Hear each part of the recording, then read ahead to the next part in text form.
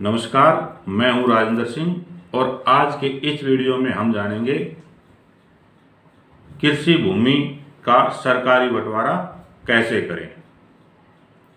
Video शुरू करने से पहले एक रिक्वेस्ट कि चैनल को सब्सक्राइब जरूर कर लें व वीडियो को लाइक शेयर भी जरूर कर दें। तो चलो जान लेते हैं कृषि भूमि के बंटवारे के संबंध में महत्वपूर्ण जानकारी।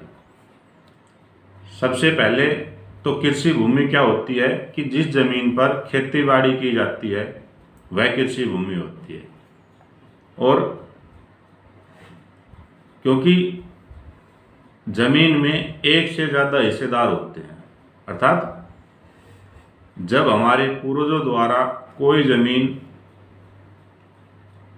एक्वायर की गई थी, खरीदी गई थी या उन्हें कहीं से प्राप्त हुई थी और कालांतर में परिवार बढ़ता गया और उस जमीन के हिस्सेदार बढ़ते गए, वह किसी ने भी उस जमीन का सरकारी बंटवारा नहीं करवाया। तो इस प्रकार से उस जमीन के एक से ज़्यादा हिस्सेदार हो गए। अब क्योंकि किसान को अपनी ज़मीन पर कई बार कोई लोन लेना पड़ता है, चाहे वह कृषि प्रयोग के लिए ट्रैक्टर खरीदना हो या कोई फव्वारा सेट लेना हो या कोई और कृषि सुधार के कार्य करने हो, तो इस संबंध में उसे अपनी उस कृषि जमीन पर बैंकों द्वारा कर्जा लेना पड़ता है। क्योंकि उस जमीन पर उस किसान या उस हिस्सेदार के अलावा और भी व्यक्तियों के नाम जमाबंदी में दर्ज होते हैं। जमाबंदी क्या होती है? जमाबंदी एक जमीन के लेखे जोखे का रिकॉर्ड होता है जिस पर हिस्सेदार का नाम, उसका रकबा वगैरह उसमें लिखा जाता है। इस संबंध में एक वीडियो जल्दी ही बनाकर हम इस चैनल पर अपलोड करेंगे, तो आप इस चैनल से जुड़े रहें, वह वीडियो को कंटिन्यूसली देखते ज़रूर रहें। अब हम आगे जान लेते हैं कि जब वह लोन लेता है तो उसे अपनी ज़मीन का जमाबंदी, म्यूटेशन वगैरह बैंक को जमा करवाने होते हैं। तो उसे कई बार परेशानियों का सामना पड़ता है, क्योंकि ऐसे कर्ज लेते वक्त या कोई और कार्रवाई करते वक्त बैंक द्वारा अन्य हिस्सेदारों से भी एनओसी मांग ली जाती है। तो इसलिए ज़रूरी हो जाता है अपनी ज़मीन का सरकारी बंटवारा करवाकर अपने हिस्से को अलग निकलवाना। आज की इस वीडियो में हम इन्हीं बातों की जानकारी करेंगे कि कैसे अपनी ज़मीन का सरकारी बंटवारा किया जा सकता है। सबसे पहले तो सभी पक्षकार यदि आपस में सहमत हो तो वे मिलकर तहसीलदार व पटवारी के समक्ष पेश होकर अपनी ज़मीन का अपने अपने हिस्से का अलग अलग सरकारी बंटवारा करवा सकते हैं।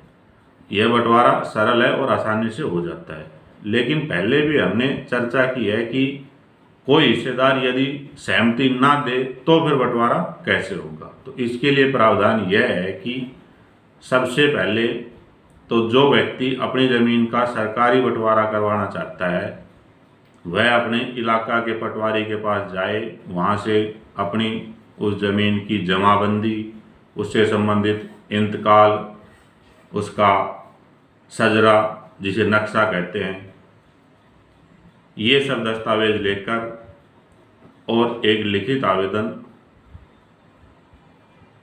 अपने उस इलाका के तहसीलदार को करें जहाँ पर वह ज़मीन स्थित है।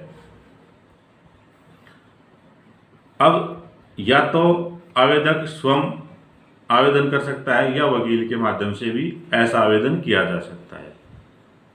हालांकि मैं सलाह दूंगा कि कोई भी आवेदन वकील के माध्यम से ही किया जाना चाहिए, क्योंकि सरकारी बंटवारे में कई बार कानूनी दाव पेचों की ज़रूरत पड़ती है और एक वकील होने के नाते वह कानूनी जानकारी रखता है, इसलिए वकील का किया जाना हमेशा फ़ायदेमंद रहता है। परंतु यह भी साफ कर दूं कि ऐसा कोई प्रोविज़न नहीं है कि स्वयं कोई आदमी अपना बंटवारा नहीं करवा सकता। अब हम जान लेते हैं कि आवेदन करते वक्त अपने आवेदन में जो उपरोक्त बताए गए सभी डॉक्यूमेंट, जमाबंदी, सजरा और म्यूटेशन जिसे इंतकाल कहते हैं, ये सब साथ लेकर लिखित आवेदन में प्रार्थी अपना नाम पता लिखे, अपनी ज़मीन का विवरण लिखे, व साथ ही उन सभी पक्षकारों का, पक्षकार से मतलब उस ज़मीन में जितने भी और हिस्सेदार हैं उन सभी का भी नाम पता इस आवेदन में जरूर लिखें। अब जैसे ही यह आवेदन तहसीलदार को दिया जाता है तो वह इस आवेदन में बताए गए अन्य प्रार्थियों या जिसे कानूनी भाषा में उत्तरवादी कहते हैं उनको नोटिस जारी करता है और उनसे किसी विशेष तारीख निश्चित करके उस पर उन उत्तरवादियों से जवाब मांगा जाता है कि वे इस ज़मीन के बंटवारे के संबंध में क्या कहना चाहते हैं। अब जैसे ही उत्तरवादियों के द्वारा लिखित जवाब तहसीलदार को पेश कर दिया जाता है तो वह इलाके के पटवारी को आदेश करता है कि वह आवेदन में बताई गई ज़मीन के हिस्सेदारों के हिस्से निकालकर तहसीलदार को अवगत करवाए। इस प्रकार से पटवारी द्वारा ज़मीन के निकाले गए हिस्से को कानूनी भाषा में नक्शा ए कहा जाता है। नक्शा ए प्राप्त होने के बाद तहसीलदार सभी पक्षकारों के बयान दर्ज करवाता है। वह उनसे इस बयान के माध्यम से पूछा जाता है कि कौन व्यक्ति जमीन के किस एरिया पर काबिज है, कहाँ वह काश्त कर रहा है, कहाँ उसके द्वारा कोई मकान, कुआं, बोरवेल वगैरह बनाई गई है और रास्ता वगैरह कहाँ से दिया जाना है, ये सब बातें बयान किया जाता है। वह कौन कौन व्यक्ति अपना अलग अलग सरकारी बंटवारा करवाकर अपनी ज़मीन को अलग करवाना चाहता है, ये सब बातें इस बयान में लिखी जाती है। इस प्रकार से बयान हो जाने के बाद तहसीलदार एक आदेश पारित करता है कि कैसे ज़मीन का बंटवारा किया जाएगा।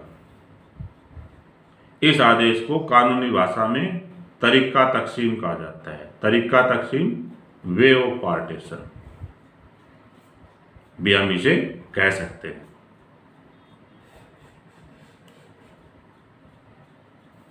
तो तरीका तकसीम का आदेश हो जाने के बाद वह तरीका तकसीम फाइल पर लिखे जाने के बाद तहसीलदार उस इलाके के पटवारी व कानूनगो को उस ज़मीन से संबंधित हिस्सेदारों के अलग अलग एरिया, रकबा या ज़मीन का बंटवारा करके नक्शा बनाने के लिए कहता है। इस नक्शे में तरीका तकसीम में बताए गए बयान के अनुसार ही सबके हिस्से अलग अलग निकाले जाते हैं, वह रास्ते वगैरह भी इसमें दर्शाए जाते हैं। ऐसा नक्शा जब तहसीलदार को प्राप्त होता है तो वह इस नक्शे के आधार पर आवेदन में दिए गए प्रार्थी व उत्तरवादी सभी से ऐतराज़ प्राप्त करता है। ऐतराज़ का मतलब यदि किसी पक्षकार को कोई ऑब्जेक्शन हो उस नक्शे से संबंध में या कोई त्रुटि रह गई हो, उसे सुधार करना हो, तो वह लिखित ऐतराज़ मांगता है सभी पक्षकारों से। और जब पक्षकारों द्वारा इस नक्शे के संबंध में सहमति दे दी जाती है तो तहसीलदार इस नक्शे के आधार पर ज़मीन का बंटवारा कर देता है। या यदि कई बार ऐसा होता है कि जो नक्शा बनाया गया है, इस नक्शे को हम नक्शा ब कहते हैं, अगर नक्शा ब बनाया गया है और किसी पक्षकार को इस नक्शा ब पर ऐतराज़ है तो यदि आवश्यक हुआ तो तहसीलदार उस ऐतराज़ को क्लियर करता है, अर्थात उस ऐतराज़ को ठीक करता है और पुनः नक्शा बनाने के भी आदेश कर सकता है। और यदि संबंधित तहसीलदार यह महसूस करता है कि ऐतराज़ किया गया है वह बेबुनियाद है, तो वह इस नक्शे को पास कर देता है। वह इस नक्शे के आधार पर ही उस जमीन का सरकारी बंटवारा करने का आदेश कर देता है। इस आदेश को सनद तकसीम, ऑर्डर ऑफ पार्टीशन कहा जाता है। इस प्रकार जब किसी कृषि भूमि के तकसीम या यूं कहे कि बंटवारे का आदेश तहसीलदार द्वारा पास कर दिया जाता है, तो यदि निश्चित समय के अंदर इस आदेश के विरुद्ध कोई अपील फाइल नहीं की जाती है, तो संबंधित पटवारी इस आदेश के अनुसार बंटवारे का इंतकाल दर्ज कर देता है।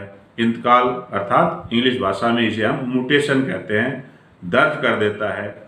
तो सरकारी बंटवारा इस हिसाब से संपूर्ण हो जाता है और जो हिस्सेदार जिन्होंने इस तकसीम के अनुसार अपना बंटवारा करवाया है वह अपनी ज़मीन के हिस्से के अलग अलग मालिक हो जाते हैं। अब हम जान लेते हैं कि यदि कोई पक्षकार तहसीलदार द्वारा पास किए गए सनद तकसीम के आदेश अर्थात बंटवारे के आदेश से संतुष्ट नहीं है, तो वह इसकी अपील कब वह किसके समक्ष कर सकता है। तो इस संदर्भ में यदि कोई पक्षकार यदि तहसीलदार के बंटवारे के आदेश से सहमत नहीं है, चाहे वह वादी अर्थात प्रार्थी हो सकता है या कोई उत्तरवादी हो सकते हैं, तो इस आदेश के पारित किए जाने की तारीख से 30 दिन के अंदर अंदर जिला के उपायुक्त को इस आदेश के खिलाफ अपील कर सकता है। तो इस प्रकार से आज के इस वीडियो में हमने कृषि भूमि के सरकारी बंटवारे के संबंध में प्रक्रिया के बारे में जाना। उम्मीद है यह वीडियो जरूर आपके लिए उपयोगी सिद्ध हुई होगी। वीडियो को ज़्यादा से ज़्यादा लोगों को शेयर करें, लाइक करें, वह वीडियो पर कमेंट करें। हम फिर मिलते हैं इसी चैनल पर किसी और महत्वपूर्ण कानूनी जानकारी के साथ। आप बने रहिए हमारे इस चैनल के साथ। आपका दिन शुभ हो। आपका धन्यवाद।